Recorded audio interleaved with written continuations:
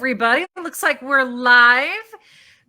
Thank you so much for joining us today for another episode of Divorce Happy Half Hour. We're going to be streaming live right here on Facebook every Friday at 12:30 p.m. Eastern Standard Time, just for half an hour because we know y'all are busy.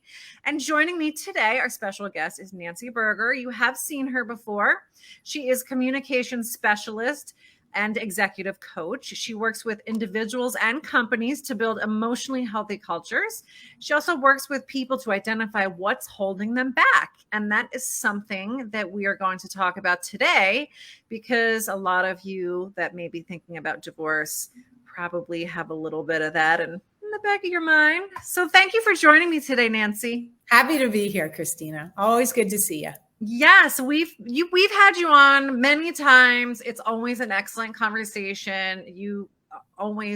I feel like you're always really able to just dive in and really, you're so insightful about these kinds of situations. Well, maybe it's because I've been through this situation personally. That it may be that the intersection of my personal and professional life makes this kind of a relevant topic for us to talk about. So I'm sure that is true. We know life experience is the best teacher. So why don't we dive in? So what I wanted to focus on today, for the most part, is addressing the whole thought process that goes behind making a decision to get a divorce. So in my practice, I see a lot of people that they come to me. Obviously, it's something that they're thinking about. They're in various stages of decision. Like they haven't quite made a decision. Some have, and they're ready to move forward. But so many other people just have a hard time really making the decision that this is what I want. It's time, and I'm going to do it now. So what can you tell us about that? Well, I'd like to start with the concept of permission. And giving ourselves permission, because something that I have noticed in my work and something that maybe you have noticed in your practice is that oftentimes people are looking to get permission to want to leave a marriage. And as simplistic as that sounds, it is not an easy process, emotionally, spiritually, mentally, because there's so much chatter and noise in our heads about it.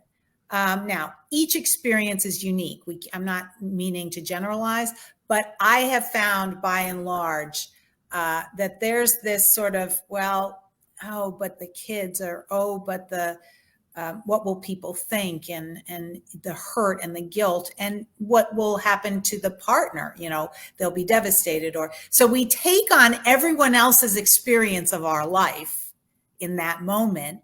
And then often it's easier just to shut it down and say, it's just too much work. It's just too hard. So it is an inflection point. It's a crossroads, a moment in time where, and for your listeners and for your audience, it may be like, just feel the discomfort in that moment and think about what you want. Strip it down. Do I want to stay or do I want to go? Will I be happier if I leave? Even though there's hurdles and there's difficulties and I'm navigating things with kids and family. And sometimes it's just that simple fact, that simple moment of giving ourselves permission to want something different. That's a good foundation to build from. And you know what? I feel like that applies to so many other areas of life. Like every day is even if you're not thinking about divorce, giving yourself permission to do the things that you want to do, doing the things that light you up. I feel like so many of us, especially women, feel like we have to put everybody else first. And it's hard to give yourself permission to do that, to not do that. And we've been and it's socialization, I think when I talk about permission, I also want to note that it's difficult for us to metacognate. It's difficult for us to notice our thoughts instead of believe them. So when we can start noticing how we're thinking and saying, is that really true? Is that based on fact, or is that based on my own narrative? It can be a tricky exercise because we're in our own brains all the time, but it is a starting point. And a lot of the work I do with clients, it's like, let's notice if you're getting reactive, if you're starting to feel guilt, if you're starting to feel whatever, because you can't control your feelings, let's unpack it. Notice it, because then we can connect dots as to why you may be knee jerking to certain behaviors or reactions or whatever it is. And it's kind of like pulling a thread on a sweater, you know, the more you do it, you kind of start to get a pile of yarn, and you're enlightening yourself about, oh, I'm doing that thing that I do every time I'm in this situation. And then we can really get to what's the root of it. Maybe there's an early life experience you had that's led you here. Maybe there's just so much going on in our brains at any given moment. And when you're facing a big life transition like divorce or changing jobs or starting your own business or pick your thing, we can find reasons to stop ourselves every time. Oh, yeah. But finding reasons to give ourselves permission, and then maybe understanding a little bit how we're wired and why we think the way we do, that can open up a lot of doors. Definitely. And, for people that are listening and might be in that place right now, just kind of thinking about it and sort of tortured with, why can't I make a decision? What do I want to do? Is there anything more practical that can do? Like, I'm just going to make stuff up. I don't know what you think. Journaling, a pros and cons list. Like, I don't know. What are some practical things that Yes. Journaling, is such a vast, there's so many different types of journaling. And for some people, they're kind of like, yeah, well, what's that going to do for me? So what I like to suggest that people do is write down when they have episodes where they get really reactive or they get really frightened, or it's easier to just stuff the thing down than face it head on. Write those down. Write down what your feeling was, what thought emanated from that, and what was the situation surrounding it. Was it that you were talking to your mom and complaining about a dynamic with your partner, and your mom said something that made you, I say in quotes, made you feel guilty or made you feel insecure or reactive? But write it down. And then keep a running list of that, because that's like a dot connecting exercise. You can start to see patterns. And every time I talk to my mom, I get off the phone and I have, my mouth is dry, I have butterflies in my stomach, I have a stomach ache, whatever it is. Or I talk to my mom about this and I get off the phone, I feel calmer. What did we talk about? What was the situation? What were the circumstances surrounding it? This helps us create a sort of a fact set. Because when we're in it, we can't really separate ourselves too much. Does that make sense? Yeah. Yeah, I love that. And it does require you to really make a conscious effort to pay attention to those things. To pay attention to yourself. Like, I'm still making realizations. Of course, I've been in therapy for 30 years and I go every week. But we are still connecting dots. Because as you change, you go through life, my children are adults now, but sometimes I have this reactive thing where I get this primal protection kind of reaction when something happens to one of my adult children, which is normal adulting, like disappointment or heartbreak or whatever. And I become so reactive. And I actually finally unpacked that and understood it had nothing to do with them. It had everything to do with me and the way I was socialized as a child and the way I was dealt with. So, and it's not about blaming people, it's about understanding yourself. Because once you do, you have your journal, you have your list of experiences, you start to connect dots, and then you start to notice those patterns, and then you can change your thoughts around them, create new neural pathways, change your brain, and then suddenly you are reacting differently in situations. And that creates a new path for you. It's possible. It totally does work. And, for anybody who's maybe new to this kind of like personal development, coaching kind of space, it may feel a little weird at first, but do the things, because it absolutely does help so much. And you might even feel a little weird or silly doing it at first, but it's amazing the observations that you'll make about yourself. And something else that I'm thinking as we're talking about this is a lot of the excuses that people make. And, in particular, if they're thinking about getting a divorce, is like, well, now's really not the best time. Like, I want to do it, but now's not the best time. I'm going to wait till the kids graduate and then we'll do it. And then like they sort of feel better because they feel like they made a decision. But, what do you think about that? Like, did they really make a decision or didn't they? I have I have a really strong opinion about that, which, I like to be sensitive to, as I said, everybody has a unique set of circumstances, and I would never dictate to others how to handle that big life transition. Having said that, not doing it for the kids is not doing a favor for the kids, because the children are sponges to your modeling. So they are picking up your cues and your signals on how to do relationship. And if you are unhappy in yours, and it doesn't have to be some big dramatic kind of unhappy where you're fighting or there's verbal abuse or heaven forbid there's domestic abuse, like whatever. Doesn't have to be that. It can be subtle. It can be disconnection between parents. This is all observed very keenly by your children. Do not kid yourself in thinking that it's not. And you are in that moment teaching them, you are modeling them how to do relationship.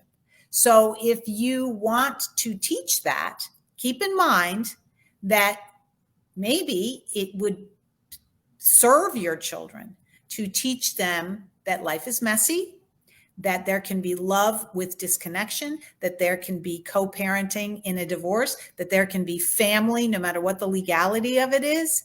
And you can model that for them. You are setting them up for a strong adulthood, because life is messy. It's not, we can't compartmentalize. Well, we're going to just stay together until they go to college. And that's a good time when they first go out into the world as a college student living in a dorm, and then they're going to get a call from home that you see what I mean? So I really urge people to check themselves on those kind of canned thoughts where it's better to wait, because your kids are noticing everything you do and they're learning how to do relationships from you. Yeah, we were talking about adulting before we went live. Yeah. And I don't know if anyone's ever said this before, but I feel like it's relationshipping. Yeah. Right? Like, use that, because I think that's so perfect. Like, everybody knows what adulting means, but we're relationshiping, right? And you're so right about that we're showing our kids all the time, whatever age they are, we're teaching them how to be a person in the world. Yes. And what to expect from life, and how to treat other people, how to let other people treat you, every little thing. My goddaughter's 9, so I've watched her grow up to be 9. She's still got a ways to go, but it's like when she's real little, it's like little things like just copying me how to hold a fork. But then, as life goes on, those things get a little more complicated. And part of that is having her observe the kind of relationships that you have with people. Yes. So I hope people think about that more. I do too, because that's a sticky point, and it's hard. And look, I've gone through this myself. It's very, very difficult. And I can say my adult children went through this. We went through it as a family. We did it with as much kindness, my former husband and I, with as much kindness as we could. And sometimes we weren't too good at that. They saw a lot of things.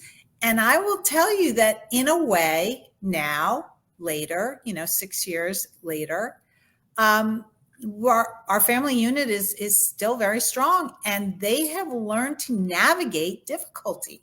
They have learned to, okay, today mom cried.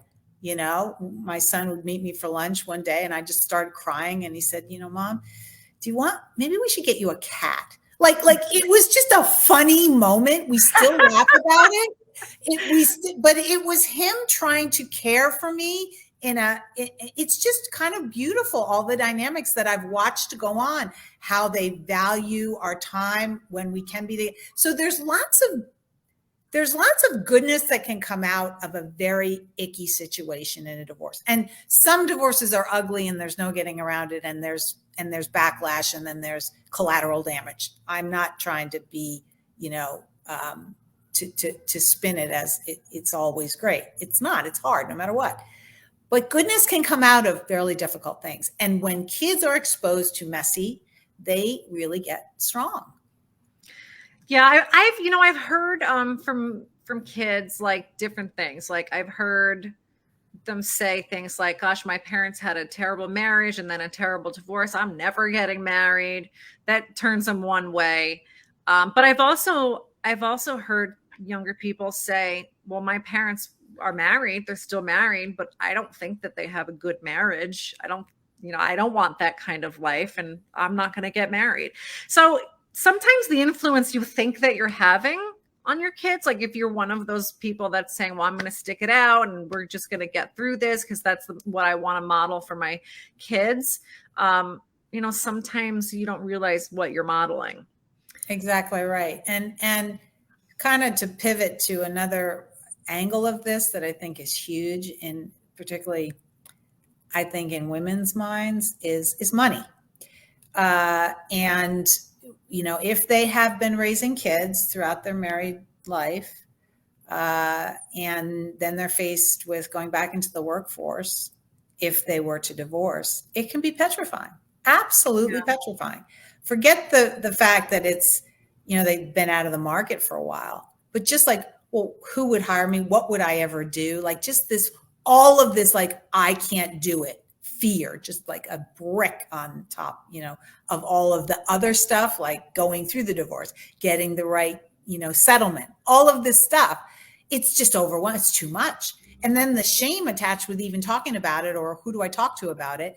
But I wanted to mention it because personally, I've been involved in, organizations that do nothing but try to help women come back into the workforce after being out of it for decades and raising children. I mean, there's organizations that bolster these women and help them, give them skills. There's, networking, all sorts of resume writing, all sorts of resources available. So it's just, I would just urge women that are listening not to give up on themselves. It doesn't matter if you've been out of the workforce for 2 decades.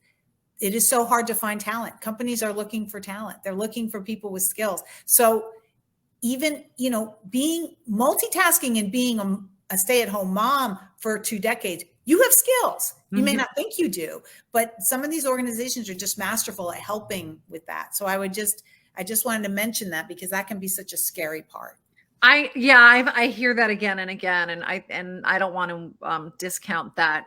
I don't mean to suggest that you should just say, well, I'm thinking about divorce, I'm just going to go ahead and do it. Obviously you need to be informed, you need to be educated, you want to have a plan, and I get that. But what we're talking about today really is just that first decision. Yeah. To be honest with yourself and be in integrity with yourself and recognize when you don't want to be in the marriage anymore. And then, there are steps after that, but you won't ever do any of the steps or ever even look into any of the other steps if you don't actually make a decision in your own head that it's what you want.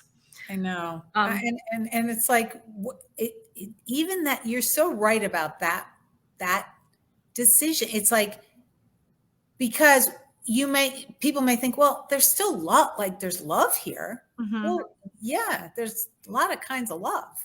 I love my former husband. A lot of love, a lot of respect, a lot of admiration.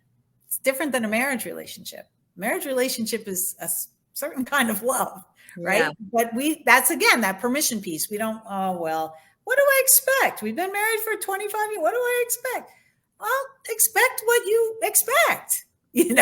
Tap into that. What is it that you want? And it's okay to expect that. If you don't have it, that's something to pay attention to.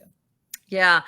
So tell me, what is the difference between what you do and like what maybe a therapist would do? Oh, okay. That's a great question. I'm glad you asked it. I'm glad you asked it because a lot of times what I do is end up referring someone to a mental health care professional.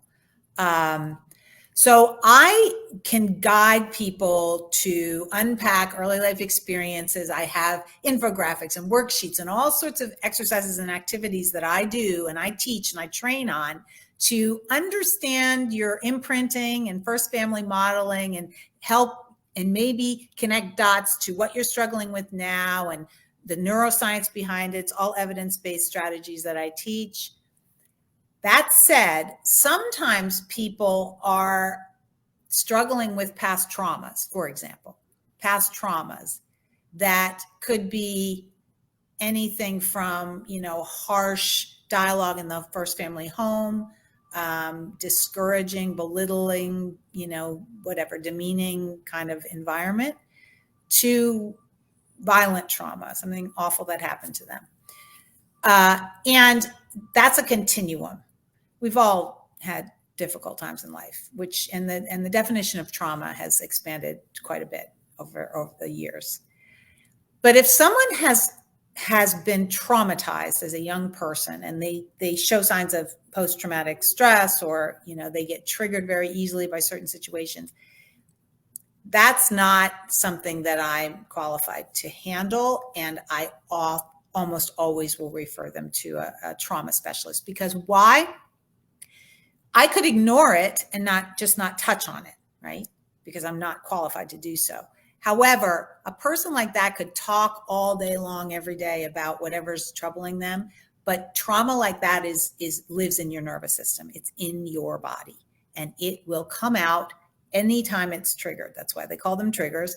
And it cannot be talked through, because your cerebral cortex, the logic part of your brain, can't compute that, right? So that requires a specialized kind of therapy. And there's many, and it can be life-changing. But if people have trauma that's embedded in their nervous system, it will show up, and they won't really realize why it's showing up. They can't connect dots like that. It's too difficult. And then I will often refer them out. So the difference between what I do and therapy is vast. But because there's so many different types of difficulties people have, so many different kinds of things that hold them back, I can usually tell in a consult, my first consultation with someone, when we're kind of getting to know each other, what their level of difficulty is. And as I said, oftentimes I will refer them out.